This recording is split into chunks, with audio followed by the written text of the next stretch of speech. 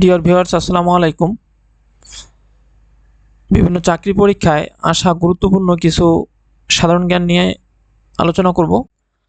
ভারতের সর্বশেষ British governor কে ছিলেন?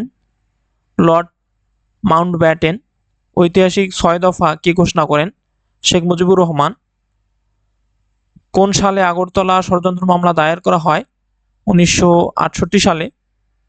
৪ নম্বর হচ্ছে বাংলাদেশের প্রথম টানেলের নাম কি? বঙ্গবন্ধু শেখ মুজিবুর রহমান টানেল। বাংলাদেশের জাতীয় স্লোগান কোনটি? জয় বাংলা। বাংলাদেশের প্রথম নারী স্পিকার কে? শিরিন শারমিন চৌধুরী। জাতীয় জরুরি সেবা নম্বর কত? ৯৯৯। ডিজিডি এর পুনরূপ কি? Directorate general of drug administration. স্বাধীনতা যুদ্ধ চলাকালীন বাংলাদেশের অস্থায়ী সরকারের প্রধানমন্ত্রী কে ছিলেন? তাজউদ্দিন আহমেদ। স্বাধীনতা যুদ্ধ চলাকালীন একমাত্র নৌ সেক্টর ছিল কোনটি? ১০ নম্বর সেক্টর। কোন তারিখে শহীদ বুদ্ধিজীবী দিবস পালন করা হয়? ১৪ই ডিসেম্বর।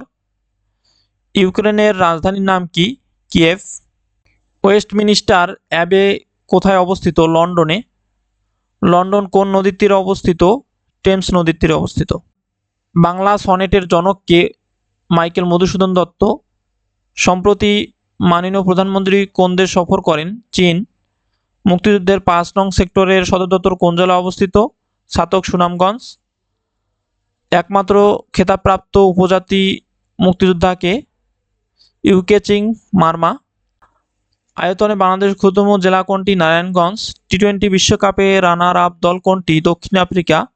সংবিধানে কৃষক ও শ্রমিকের মুক্তি কোন অনুচ্ছেদে বর্ণিত আছে? ১৪ নং সেক্টর।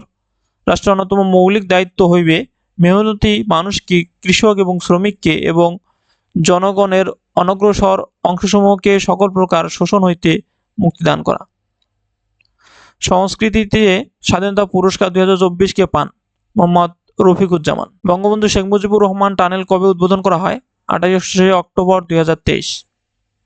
আয়তনে পৃথিবীর পঞ্চম ও বৃহত্তম দেশ কোনটি? ব্রাজিল।